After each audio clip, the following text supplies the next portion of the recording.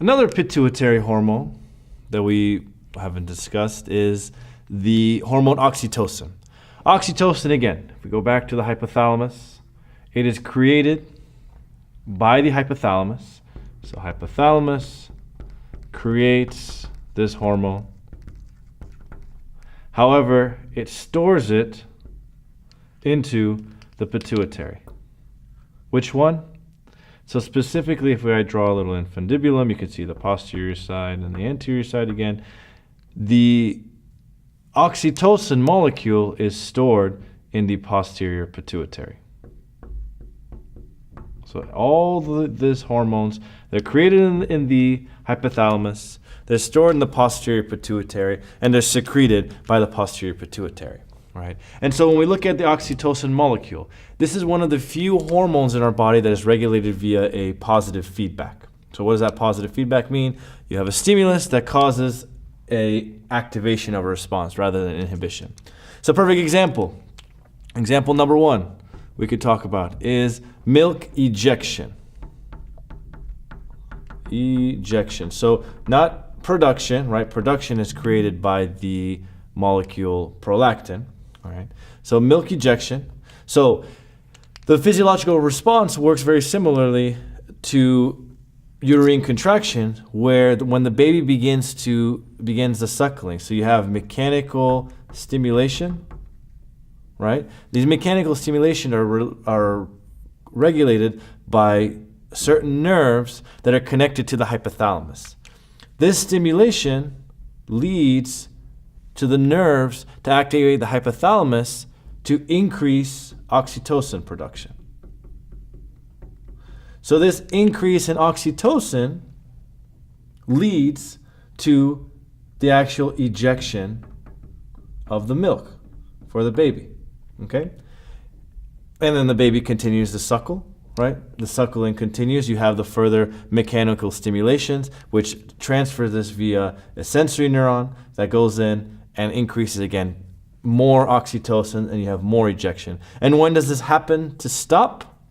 When this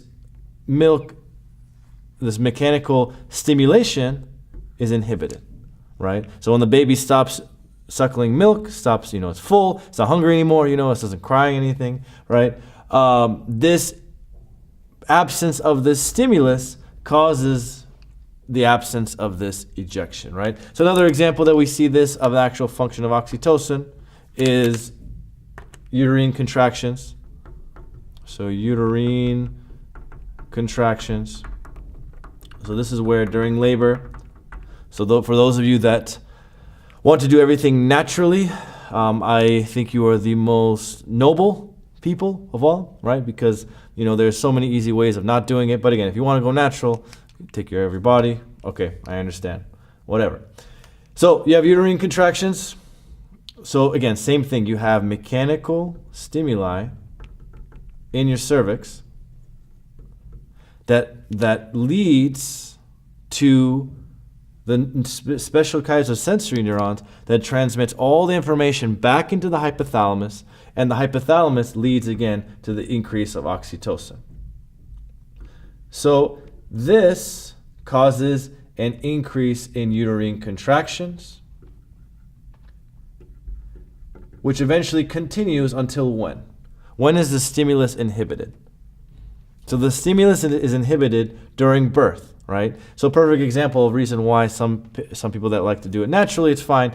But a lot of doctors, especially my parents' doctors, what they used to do is when I was in birth, and my parents complained to me how your head was so huge and it was stuck for 48 hours. I think that was a little bit of an exaggeration.